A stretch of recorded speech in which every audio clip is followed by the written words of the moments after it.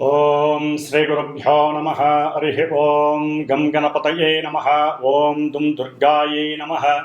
హరి ఓం కాత్యాయనాయ విద్మహే కన్యాకుమారి ధీమహి తన్నో దుర్గిః ప్రచోదయాత్. ఓం అర్ధకాయం మహావీరం చంద్రాదిత్య విమర్ధనం సింహికా గర్భసంభూతం తం రాహుం ప్రణమామ్యహం. ఓం రాహుగ్రహదేవతాయై నమో నమః. మనము ఈ యొక్క భూప్రపంచంలో ముఖ్యంగా మానవులందరూ కూడా గత జన్మలకు సంబంధించినటువంటి కర్మ ఫలితాలను అనుభవిస్తున్నలో ముఖ్యంగా శని కర్మకారకుడైతే ఆయన కర్మలను మాత్రం ఏ విధంగా చేయాలి, ఏ సమయంలో చేయాలో నిర్దేశిస్తే ఆ యొక్క కర్మలని పూర్వకర్మలు అలాగే అపరికర్మలుగా, అంటే మనిషి బ్రతికి ఉన్నంత కాలము ఆ కర్మలను హైరేజ్ అంటే ఎక్కువగా చేయటం, వాటి ద్వారా ఎన్నో రకాలైన ఇబ్బందులు పెట్టడం, అట్లాగే మనిషి చనిపోయిన తర్వాత అతను మళ్ళీ జన్మని అనుభవించేటంత వరకు, అంటే మరలా జన్మ వచ్చేంత వరకు అపరికర్మలని అనుభవిస్తూ ఉంటారు. అంటే ఈ భూలోకంలో చనిపోయిన వారి గురించి ఈ యొక్క అపరికర్మల్ని చేస్తూ ఉంటారు. కాబట్టి ఈ యొక్క అపరికర్మలకు అధిష్టాన దేవత రాహువు. అంటే మరి ఇప్పుడు ఈ రాహుకేతువుల గురించి చర్చించడంలో ముఖ్య ఉద్దేశం ఏంటంటే, మనకి మార్చి 30 తర్వాత శని మారాడు, అట్లాగే రేపు మే 14 తర్వాత గురుడు రాశి మార్పు జరుగుతోంది. మే 18 తర్వాత రాహువు, ఇప్పటి వరకు మీనరాశిలో జలరాశిలో ఉన్నటువంటి రాహువు వాయుతత్వపు రాశి అయినటువంటి మిత్రుడైనటువంటి శని యొక్క కుంభరాశిలోకి తన యొక్క ప్రవేశాన్ని చేస్తున్నాడు పూర్వాభాద్ర నక్షత్రంలో 1వ పాదంలో ఉండి. కాబట్టి అందుకని ఈ రాహువుల గురించి మాట్లాడుతున్నాము. అట్లాగే తర్వాత కేతువు గురించి కూడా మాట్లాడదాము. మరి ఈ యొక్క రాహువు మనిషి, అంటే ఈ యొక్క మనుషుల మీద రకరకాలైనటువంటి పరిభ్రమంతమైనటువంటి ఇబ్బందికరమైనటువంటి పరిస్థితుల్ని కలుగజేస్తూ ఉంటాడు. ముఖ్యంగా ఈ రాహువు ఏ విధంగా ఉద్భవించాడో మనకి తెలుసుకుంటే చాలా భయంకరంగా ఉంటుంది. మనకి శాస్త్రానుసారం పురాణ గాథల ప్రకారం క్షీరసాగర మదనాన్ని చేసేటప్పుడు ఈ యొక్క దేవతలు రాక్షసులు కూడా మదిస్తూ ఉండగా ముందు విషం ఉద్భవించింది, తర్వాత అమృతం ఉద్భవించింది సముద్రంలోంచి. అప్పుడు దేవతలందరూ చక్కగా ఒక వరుసలో కూర్చొని అమృతాన్ని స్వీకరిస్తున్నారు, మరణం లేకుండా ఉండటానికి, ఇబ్బందులు కలగకుండా ఉండటానికి. అదే సమయంలో ఒక రాక్షసుడు వారితో పాటుగా కూర్చొని దేవతా రూపంగా కూర్చుకొని ఉండి ఈ యొక్క అమృతాన్ని సేవిస్తున్న సమయంలో మరి అంతటి మాయనే సృష్టించి మాయాధారి అయినటువంటి ఆ విష్ణుమూర్తి అది గమనించి తన యొక్క చక్రంతో, విష్ణు చక్రంతో ఆ యొక్క రాక్షసు యొక్క తలని చక్కగా మధ్య భాగంలో శిరస్సు వేరు మొండెం వేరుగా చేసేస్తాడు. అప్పుడు చేసినప్పుడు శిరస్సుతో కూడి ఉన్నటువంటి రాక్షసుడి యొక్క తలకాయని రాహువుగా పరిణమిస్తారు. అట్లాగే ఓన్లీ మొండెం మాత్రమే ఉన్నటువంటి ఆ యొక్క రాక్షసుల్ని మనకి కేతువుగా ఈ యొక్క పురాణ గాథ తెలియజేస్తోంది. మరి ఈ రాహువు తల్లిదండ్రులైనటువంటి కశ్యప మహాముని అట్లాగే సింహిక వీరిరువురు కూడా అసుర సంధ్య వేళలో, అంటే అటు సాయంత్రం మధ్యాహ్నము కాదు, అటు రాత్రి కాదు, అసుర సంధ్య వేళలో తమ యొక్క కార్యకలాపాలను తీర్చుకోవటం ద్వారా, అంటే రతిక్రీడ యందు పాల్గొనడం ద్వారా ఆ అసుర సంధ్య వేళలో ఈ రాక్షసుడైనటువంటి రాహువు పుడతాడు.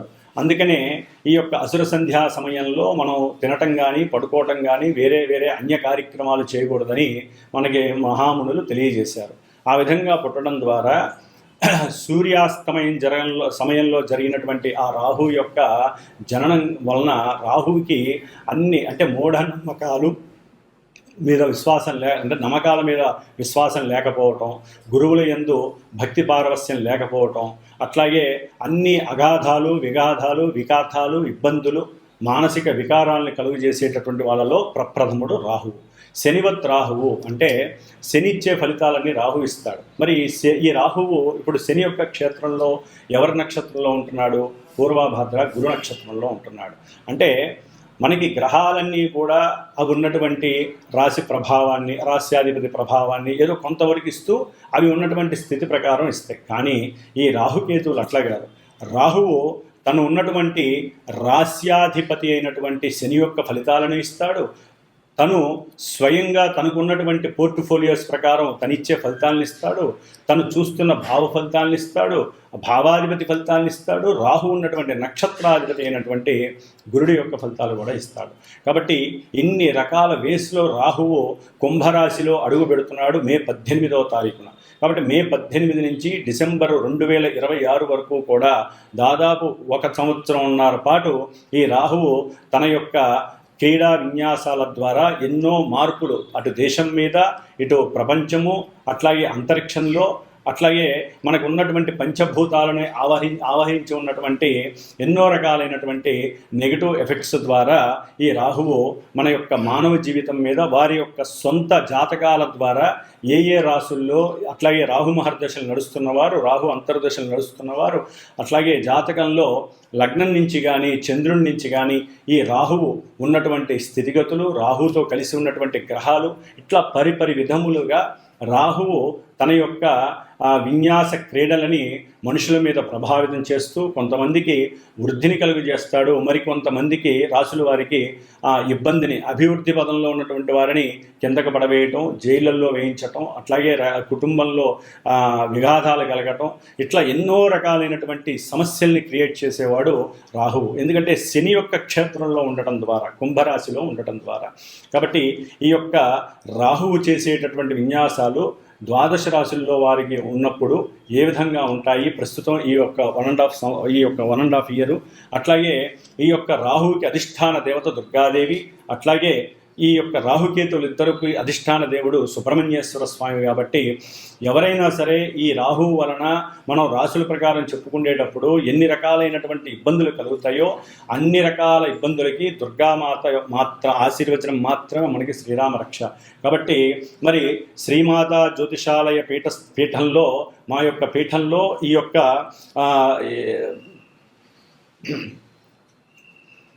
ఓం శ్రీమాత్రే నమః. ఈ యొక్క పీఠంలో ఈ యొక్క గ్రహాలకి సంబంధించినటువంటి శాంతులు, జపాలు, హోమాలు, అట్లాగే నిత్య అనుష్ఠాన జప పారాయణలు జరుగుతూ ఉంటాయి.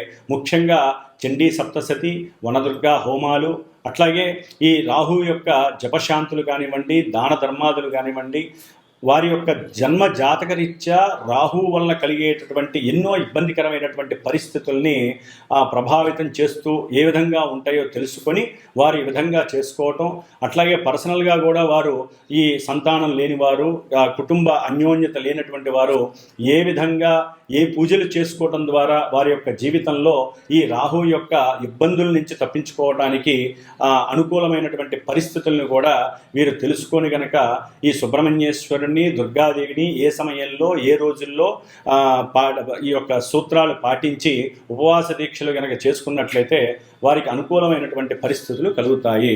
కాబట్టి ఈ రాహు యొక్క స్థితిగతులు మేషాది ద్వాదశ రాశుల వారికి ఏ విధంగా ఉంటాయి, ఏ రాశుల వారికి రాహు చేసేటటువంటి శుభాశుభ ఫలితాలు ఏ విధంగా ఉంటాయో మరి ఇప్పుడు మనం తెలుసుకుందాం.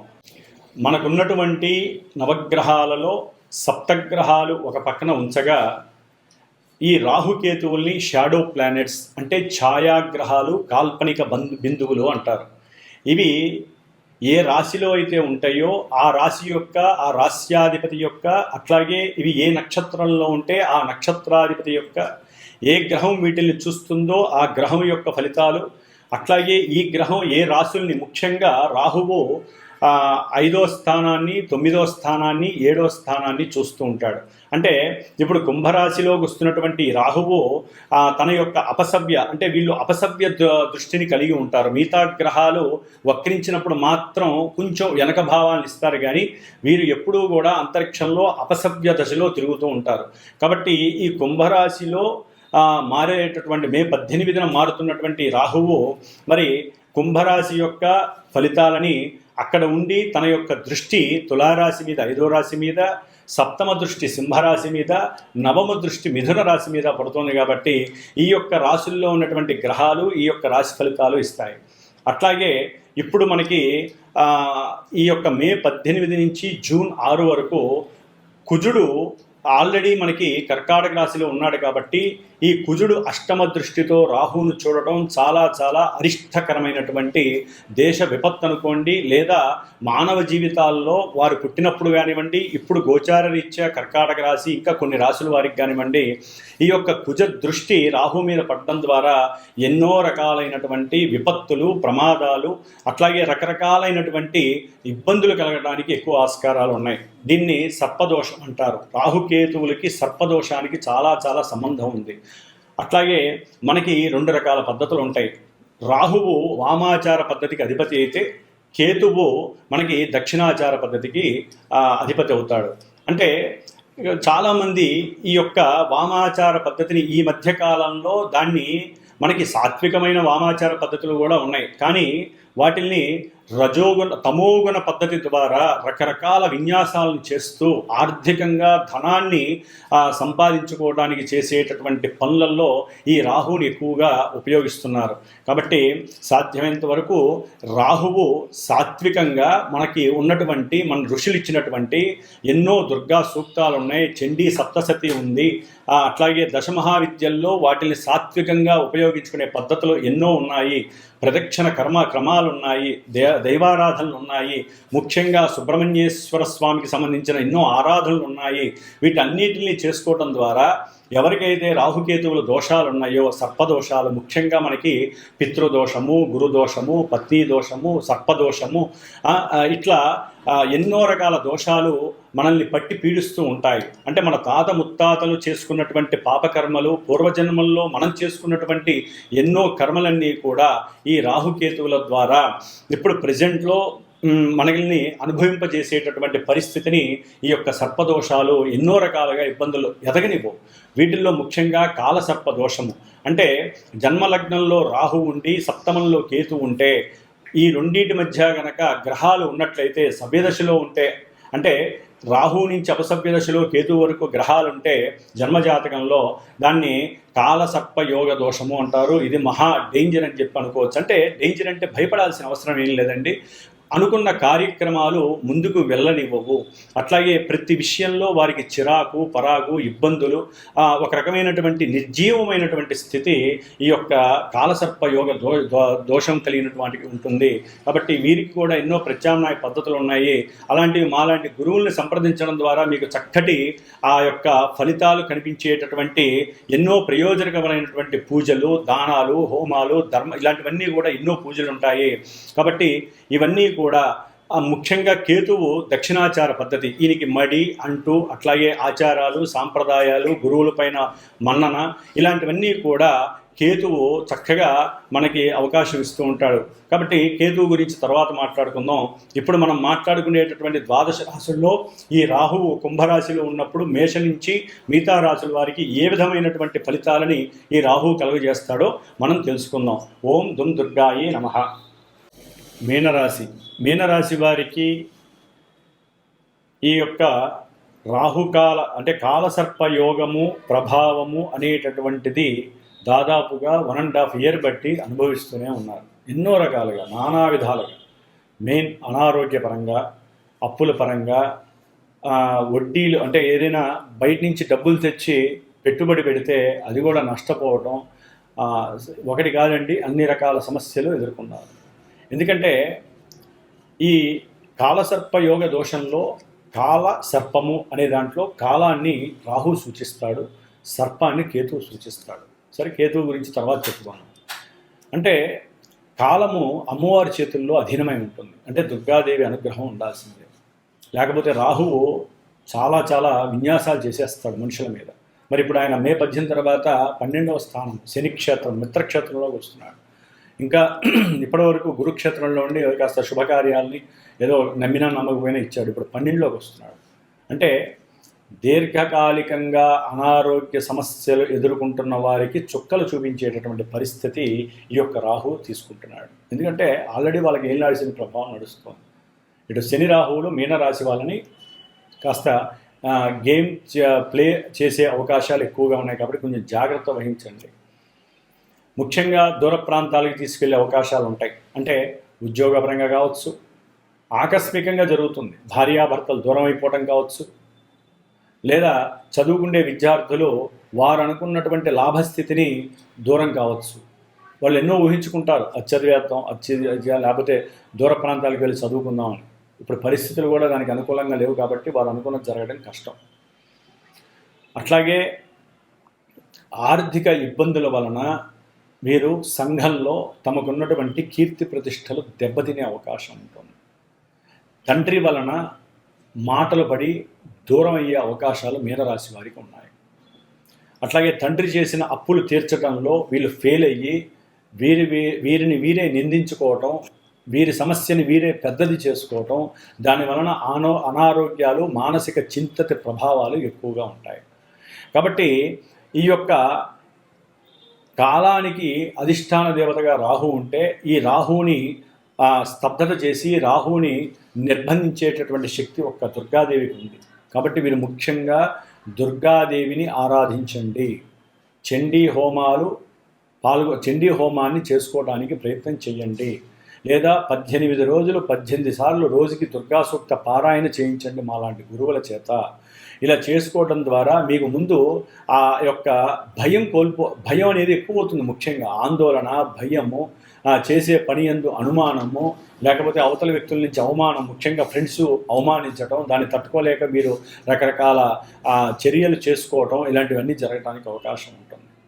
ముఖ్యంగా సంతానపరమైనటువంటి విషయంలో కానీ మాతృపరమైనటువంటి విషయంలో ఎదురు దెబ్బలు ఎక్కువగా జరుగుతాయి. విద్యార్థులు తమ యొక్క శక్తిని కోల్పోయే పరిస్థితులు ఎక్కువగా ఉన్నాయి. కాబట్టి ఆకస్మికంగా భార్యాభర్తలు మధ్య కోర్టు వ్యవహారాల దాకా వెళ్ళే అవకాశాలు కలుగుతాయి. రాహు యొక్క దృష్టి పడటం ద్వారా చేసేటటువంటి బిజినెస్ల్లో ఒకరికి మధ్య సఖ్యత లోపించి ఎవరైతే పెట్టుబడి పెడతారో ఆ పెట్టుబడులు ఇచ్చేయమని చెప్పి గొడవలకు దిగుతారు. దాని ద్వారా లాయర్లకు పెట్టాల్సి వస్తుంది డబ్బంతా తీసుకెళ్ళి. ప్రయాణపు విషయంలో కూడా అనవసరమైన ప్రయాణాల ద్వారా ఆర్థికంగా నష్టపోతారు. అనుకున్న ప్రతి మనసులో ఏదైతే కార్యం లాభిస్తుంది అనుకుంటారో ఆ లాభాలన్నీ కూడా వీరికి కొంత ఇబ్బందులకి గురయ్యే అవకాశం ఉంటుంది. ఉద్యోగ విషయాలలో అక్కడికి ఇక్కడికి మారే అవకాశాలు ఉంటాయి. ప్రయాణాల ద్వారా ఉద్యోగం చేసే వాళ్ళకి అలసట ఎక్కువగా కలుగుతుంది. కాబట్టి ముఖ్యంగా వీరు దుర్గా సూక్తాన్ని లేదా సర్పసూక్త పారాయణ చేయించుకుంటూ ఈ మీనరాశి వారు ఆల్రెడీ వీళ్ళకి అన్ని రకాలుగా నిర్బంధించి ఉంది గ్రహస్థితి అంతా కూడా ఎప్పటి నుంచో. దానికి తోడు ఇప్పుడు ఈ రాహు 12లోకి వచ్చి లేనిపోని దుష్కర్మలు చేయించే అవకాశం ఉంటుంది. ఎక్కడ పడితే అక్కడ పోకండి. ఎందుకంటే మనసు బాలేని చెప్పి ఒక్కోసారి మీరు తెలియకుండా వెళ్ళి శ్మశానంలో కూడా కూర్చుంటారు. ఆ యొక్క పీడలు కూడా పిశాచ బాధలు మీకు పడతాయి. అందుకని అలాంటివి చేయకండి. దూరంలో ఏది లేదు, ఉన్న చోటే కూర్చొని దుర్గాదేవిని ఆరాధించండి చాలు. ఆ దుర్గాదేవి మీకు ఆ యొక్క మీలో ఉన్నటువంటి నెగిటివ్నెస్ తీసేస్తుంది ఆవిడ. కాబట్టి ఇలాంటివి చాలా ఉంటాయి. ఈ యొక్క మీనరాశి వారికి దూరంగా వెళ్ళి సాధించేదేం లేదు. దగ్గరగా ఉండి చక్కగా ఉండండి. అట్లాగే తల్లిదండ్రులను గౌరవించండి, తండ్రిని ఎక్కువగా గౌరవించండి. లేనిపోని అప్పులు చేయకండి, దుష్కర్మలు చేయకండి, దుర్వ్యసనాలు, ఫ్రెండ్స్తో దూరంగా వెళ్ళడం, లేకపోతే మనసు బాలేదని చెప్పి మీకు మీరే అనుకొని లేనిపోని దుర్వ్యసనాలు చేసుకోవడం ద్వారా ఆరోగ్యం క్షీణిస్తుంది. డబ్బులన్నీ కూడా హాస్పిటల్కి పెట్టాల్సి వస్తుంది.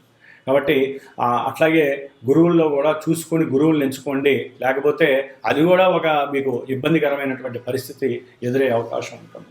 కాబట్టి ఎన్నో విధాలుగా ఈ రాహువు చేసేటటువంటి క్రీడా విన్యాసంలో మీరు పావులు కాకుండా దుర్గాదేవిని, నాగేంద్ర స్వామిని ప్రార్థన చేసుకుంటూ చక్కగా వారిని ఆరాధిస్తూ, ఇంకా శక్తి సరిపోకపోతే గురువుల ద్వారా మంత్రశక్తిని జపశక్తిగా మార్చుకొని ఆ తీర్థాన్ని స్వీకరించటం, హోమాలు చేసుకోవటం, లేదా రాహుకి సంబంధించినటువంటి మినువులు వడల రూపంలో చేసి అమ్మవారికి శనివారం పూట అమ్మవారికి వేయించి తర్వాత 10 మందికి అది దానంగా చేయటం, లేదా పెరుగన్నాన్ని అమ్మవారికి నివేదన చేసి శనివారం పూట అందరికీ దానం చేయటం, ఇలాంటివి మనకి ఎన్నో రకాల శాస్త్రంలో ఎన్నో రకాలైనటువంటి పరిష్కార మార్గాలు ఉన్నాయి.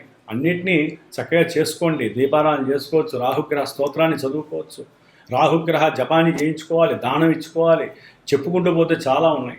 వీటిల్లో కొంతమంది దీన్ని విక్రించే వాళ్ళు ఉన్నారు, రకరకాలుగా మాట్లాడే వాళ్ళు ఉన్నారు. మనకు అనవసరం. మనం చేయాలనుకున్న మన కోసం మనం చేసుకోవాలి. 10 మంది కోసం ఏది చేయకూడదు. ఎప్పుడూ కూడా ఈ జపాలు, హోమాలు, దానాలు ఎవరో విక్రిస్తూ ఉంటారు, ఎవరో రకరకాల మాటలు అంటారు. అది అనవసరం. సరైన గురువుని మీరే ఎంచుకోండి. మీకు నమ్మకమైన వాళ్ళ చేత చేయించుకోండి. దానివల్ల మీరే లాభపడతారు. అన్నవాడు ఎవడు కూడా మీకు లాభాన్ని చేయడు. కాబట్టి అలా అనుకోవాలి మనసులో మీరు. ఇవన్నీ కూడా ఒక్కోసారి తెలియకుండా మీకు స్ఫురణ వస్తూ ఉంటాయి. రకరకాల ధోరణుల్లోకి వెళ్తూ ఉంటారు. ఒక్కోసారి మీరు పూజలు కూడా చేయడానికి అర్హులు కాదేమో అనిపిస్తుంది. ఆ వైరాగ్య ధోరణి పోతుంది. ఇట్లా రకరకాల సమస్యలకి రాహు కారణం అవుతున్నాడు. కాబట్టి మీ ఆరోగ్యాన్ని కాపాడుకోండి, మనసుని కండిషనల్గా పెట్టుకోండి, సరైన ప్రణాళికలు తయారు చేసుకోండి. ఉద్యోగ విషయంలో భద్రత చాలా అవసరం. అటు ఇటు మారే అవకాశాలు ఎక్కువగా ఉన్నాయి. తల్లి ఆరోగ్యం పట్ల జాగ్రత్త వహించండి. లేకపోతే తల్లి యొక్క అనారోగ్యం వలన మీకు ఆర్థికమైనటువంటి నష్టాలు కూడా కలగడానికి అవకాశాలు ఉన్నాయి.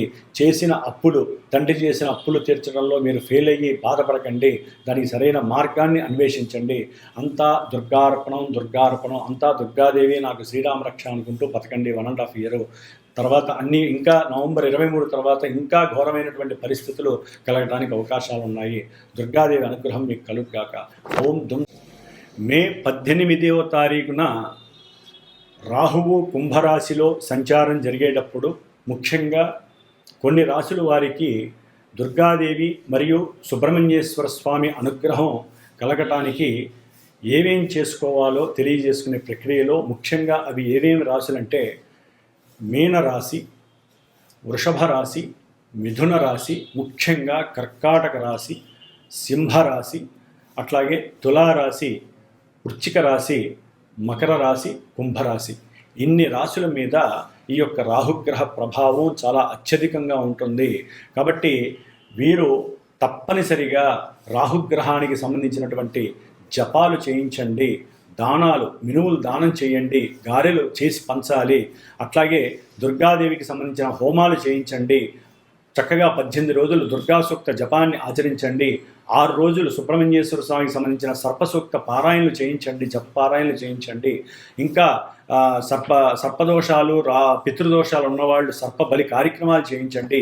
పిల్లలు, అట్లాగే పిల్లలు లేని వాళ్ళు, పిల్లలు కావాలనుకునేవాళ్ళు, గర్భ విచ్ఛిన్నం జరుగుతున్న వాళ్ళు, అట్లాగే అకాల మృత్యువు పొందినటువంటి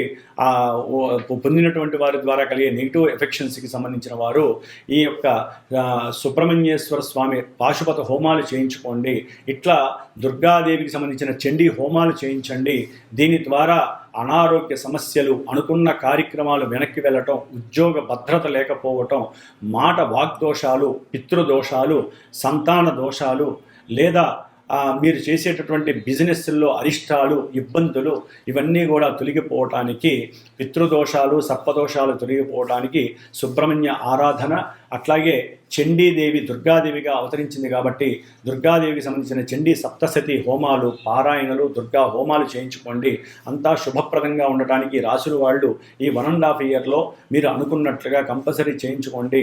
ఈ రాశుల వాళ్ళు ముఖ్యంగా నవంబర్ 23 తర్వాత ఆగస్టు వరకు కూడా చాలా క్లిష్టమైనటువంటి పరిస్థితులు. ఎందుకంటే రాహువు సొంత నక్షత్రంలో ఉన్నప్పుడు వీరికి ఇంకా ఈతి బాధలు ఎక్కువ అవడానికి అవకాశాలు ఉన్నాయి.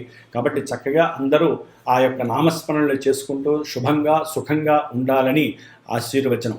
ఓం దుమ్ దుర్గాయే నమో నమః.